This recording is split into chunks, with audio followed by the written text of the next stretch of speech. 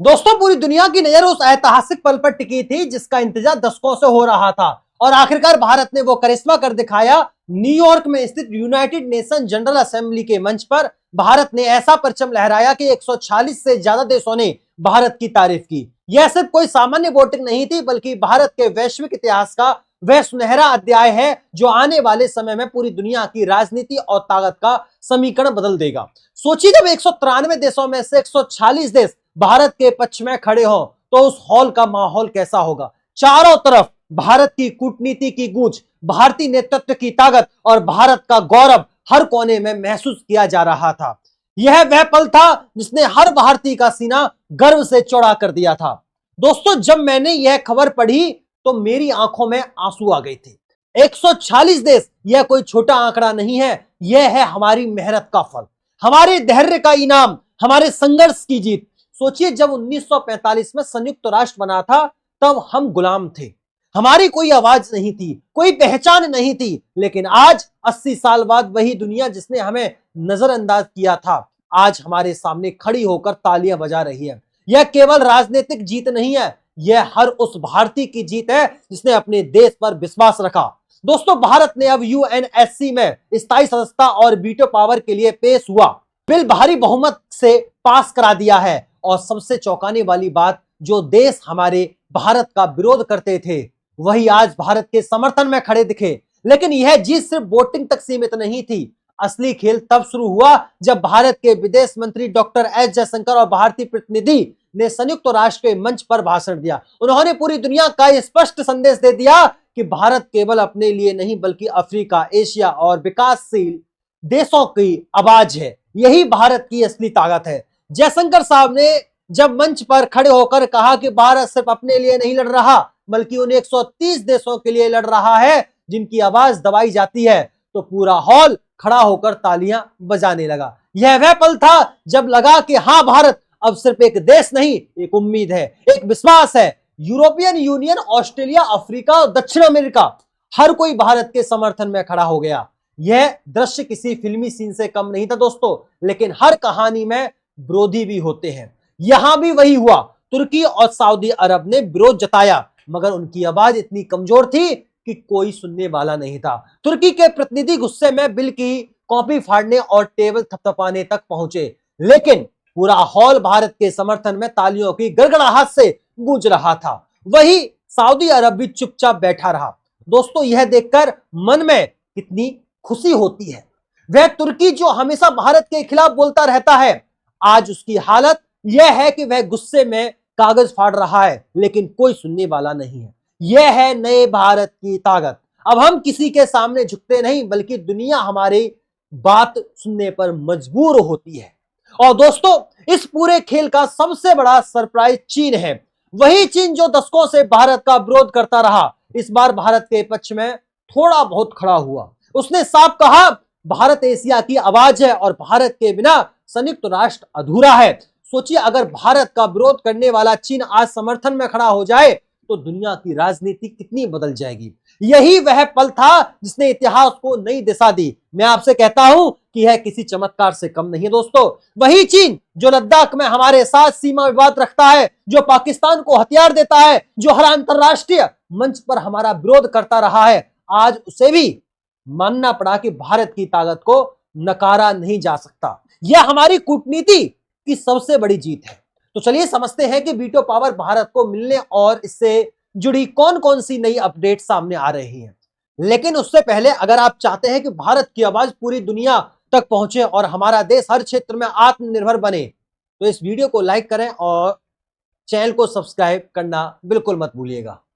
नमस्कार दोस्तों, मैं गौरव तेवतिया और आप लोग देख रहे हैं टीटीआई स्टडी। दोस्तों, अब हम सीधे इस ऐतिहासिक जीत के मायनों में उतरते हैं।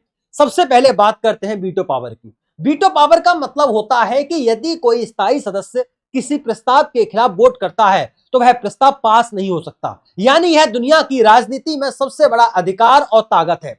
अमेरिका, रूस, ब्रिटेन, फ्रांस और चीन ही इस वीटो पावर का इस्तेमाल कर सकते हैं और अब भारत भी इस पंक्ति में शामिल होने वाला है। सोचिए, अगर भारत के पास वीटो पावर है तो वह दुनिया के महत्वपूर्ण निर्णयों में अपनी शर्तें रख सकता है, चाहे वह तेल हो, गैस के सौदे हो, व्यापारिक नीतियां हो या सुरक्षा से जुड़े मुद्दे हो। भारत अब खुद को पूरी दुनिया का खिलाड़ी बना सकता है। दोस्तों, मैं आपको बताना चाहता हूं कि इसका मतलब क्या है। जब कश्मीर पर चीन कुछ बोलेगा तो भारत उसे रोक सकेगा। जब पाकिस्तान आतंकवाद को बचाने की कोशिश करेगा तो भारत उसे रोक सकेगा। जब कोई भी देश हमारे खिलाफ साजिश करेगा तो हम उसे वहीं खत्म कर सकेंगे। यह है वीटो पावर की असली ताकत। अब हम बात करते हैं तुर्की और सऊदी अरब की बौखलाहट की। दरअसल जब भारत के समर्थन वाले बिल पास हुए तो तुर्की इतना गुस्से में था कि उसने युद्धपोत IAS त्रिखंड के खिलाफ धमकी देने की कोशिश की, लेकिन भारत ने अंतरराष्ट्रीय नियमों का हवाला देते हुए इस हरकत को UN में उजागर कर दिया। नतीजा यह हुआ कि पूरी दुनिया ने तुर्की की हालत पर हंसी उड़ाई और सऊदी अरब हाल ही में भारत के खिलाफ बयानबाजी कर रहा था, लेकिन उस दिन 140 देशों की तालियों की गर्वाहट सुनकर वह चुप रह गया। इसका मतलब साफ है कि भारत अब सैन्य, आर्थिक और कूटनीतिक मंचों पर इतनी ताकतवर हो गया है कि कोई भी देश उसे आसानी से चुनौती नहीं दे सकता। जिन देशों ने सोचा था कि वह भारत को दबा सकते हैं, आज उन्हीं देशों की हालत देखिए। तुर्की गुस्से में कागज फाड़ रहा है, सऊदी चुप बैठा है और पूरी दुनिया भारत की जय जयकार कर रही है।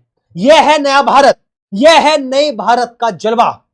दोस्तों, अब बात करते हैं अमेरिका और रूस की भूमिका की। अमेरिका पहले भारत के खिलाफ टैरिफ वॉर और व्यापारिक दबाव डालने की कोशिश करता रहा, लेकिन भारत की बढ़ती ताकत और वैश्विक समर्थन देखकर अमेरिका अब भारत के समर्थन में आ गया है। और रूस भारत का पुराना सहयोगी जो हमेशा भारत की ताकत बढ़ाने में सक्रिय रहा। रूस बार बार यह जाहिर करता रहा कि भारत को स्थायी सदस्य बनाया जाए और यह भारत की कूटनीति को और मजबूत बनाता है। फ्रांस और ब्रिटेन, यह दोनों देश भी भारत के मजबूत समर्थक बने हैं। इसका मतलब साफ है कि 5 स्थायी सदस्य देशों में अब भारत का विरोध करने वाला कोई नहीं बचा। दोस्तों, यह सुनकर लगता है जैसे सपना सच हो गया हो। जब सभी बड़ी शक्तियां भारत के साथ हैं तो इसका मतलब है कि अब कोई भी भारत को रोक नहीं सकता। यह वह दिन है जिसका हर भारतीय को इंतजार था। अब बात करते हैं भारत के बढ़ते वैश्विक प्रभाव की। भारत अब तेल, गैस और वैश्विक व्यापार के मामलों में अपनी रणनीति तय कर सकता है। जैसे हाल ही में भारत ने सऊदी अरब के खिलाफ एक बिल पास कराया था जिसमें उसे प्रतिबंधों के लिए मजबूर किया गया। 128 देशों ने इस बिल का समर्थन किया और अगर यह बिल लागू हो जाता है तो सऊदी अरब की आर्थिक ताकत को बड़ा झटका लगेगा। दोस्तों, इसके अलावा दक्षिण पूर्व एशिया और अफ्रीका के देशों की नजर अब भारत पर है। म्यांमार, इंडोनेशिया, वियतनाम, मलेशिया और अफ्रीका के 53 देश मानते हैं कि भारत उनकी आवाज विश्व मंच तक पहुंचा सकता है। जापान और भूटान जैसे देश भी भारत की स्थायी सदस्यता का समर्थन कर रहे हैं। इससे साफ होता है कि भारत का नेतृत्व केवल क्षेत्रीय नहीं बल्कि वैश्विक स्तर पर है। यह भारत की सबसे बड़ी उपलब्धि है। जब छोटे छोटे देश भारत को अपना नेता मानते हैं, जब वे कहते हैं कि भारत हमारी आवाज है, तो इससे बड़ा सम्मान और क्या हो सकता है। यह दिखाता है कि भारत ने दुनिया का दिल जीत लिया है। ABD भारत की यह जीत केवल कूटनीतिक तक सीमित नहीं है बल्कि इसका असर अर्थव्यवस्था, सुरक्षा और अंतरराष्ट्रीय राजनीति पर भी पड़ रहा है। एक और दिलचस्प पहलू देखें दोस्तों कि सोशल मीडिया और जनमत भारत की जीत की खबर सोशल मीडिया पर फैलते ही पूरी दुनिया में गर्व और उत्साह फैल गया। लोग भारतीय नेतृत्व और कूटनीति की तारीफ कर रहे हैं और यह साबित करता है कि भारत अब सिर्फ राजनीतिक नहीं बल्कि वैश्विक चेतना का केंद्र बन रहा है। प्रधानमंत्री नरेंद्र मोदी मानते हैं कि यह जीत 140 करोड़ भारत। विदेश मंत्री एस जयशंकर कहते हैं कि यह सिर्फ कूटनीतिक जीत नहीं बल्कि नए भारत की पहचान है। दोस्तों, जब मोदी जी ने कहा कि यह 140 करोड़ लोगों की जीत है तो मेरे रोंगटे खड़े हो गए। यह सिर्फ सरकार की जीत नहीं है, यह हर उस भारतीय की जीत है जो अपने देश से प्यार करता है। यह उस किसान की जीत है जो खेतों में मेहनत करता है, खेतों में हल चलाता है। यह उस मजदूर की जीत है जो दिन रात काम करता है। यह उस छात्र की जीत है जो सपने देखता है। यह हम सब की जीत है। और अब सबसे बड़ा सवाल, आगे क्या होगा? तो देखिए, यह बिल 5 स्थायी सदस्य देशों के पास जाएगा। वहां एक बंद कमरे में वोटिंग होगी। अगर वहां से भी यह पास हो जाता है तो भारत आधिकारिक रूप से संयुक्त राष्ट्र का स्थायी सदस्य बन जाएगा। यानी भारत अब उन देशों की कतार में शामिल हो जाएगा जिनके पास दुनिया की किस्मत बदलने की ताकत होती है। दोस्तों, वो दिन दूर नहीं जब भारत आधिकारिक रूप से वीटो पावर वाला देश बन जाएगा और उस दिन पूरे भारत में जश्न होगा, हर घर में खुशी होगी, हर भारतीय का सिर गर्व से ऊंचा होगा। दोस्तों, एक अहम बात जो अक्सर नजरअंदाज हो जाती है वह यह है कि तुर्की और सऊदी अरब की नाराजगी सिर्फ भारत की बढ़ती ताकत से नहीं है बल्कि भारत की साझेदारी राजनीति से भी है। भारत ने जिस तरह से ग्रीस, साइप्रस और इजराइल जैसे देशों के साथ मिलकर भूमध्य सागर और पश्चिमी एशिया में अपनी पकड़ मजबूत की है, उसने तुर्की को अलग थलग कर दिया है। यही वजह है कि एर्दोगान बार बार पाकिस्तान और ओआईसी मंच के जरिए भारत पर वार करने की कोशिश करता रहता है, लेकिन हर बार अंतरराष्ट्रीय स्तर पर उनकी बोलती बंद हो जाती है। इसके अलावा सऊदी अरब की खींच का सबसे बड़ा कारण है कि भारत का ऊर्जा और निवेश कूटनीति का गेम चेंजर कदम।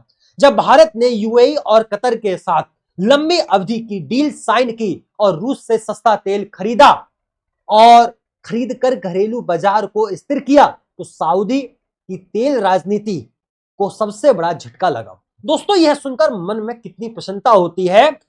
भारत ने अपनी समझदारी से दुनिया को दिखा दिया कि हम किसी एक देश पर निर्भर नहीं है, हमारे पास विकल्प हैं, हमारे पास योजना है, हमारे पास दूरदृष्टि है। यही है नए भारत की पहचान। दोस्तों, हम आपसे फिर कहते हैं कि यह केवल एक राजनीतिक घटना नहीं है, यह इतिहास का वह पल है जिसे हमारी आने वाली पीढ़ियां याद रखेंगी। जब वे पूछेंगे कि कब भारत महाशक्ति बना, तो हम गर्व से कहेंगे कि हमने वह दिन देखा था जब 146 देशों ने भारत के लिए खड़े होकर तालियां बजाई थी, जब दुनिया ने माना था कि भारत के बिना कोई भी फैसला अधूरा है। यह वो पल था जो हर भारतीय के दिल में हमेशा के लिए बस जाएगा। तो दोस्तों, यह थी आज की पूरी अपडेट जो काफी रिसर्च और मेहनत के बाद आपके सामने रखी गई है। बाकी आप लोग इस पूरे मुद्दे पर क्या सोचते हैं, कमेंट में अपनी राय, अपने विचार जरूर बताइएगा।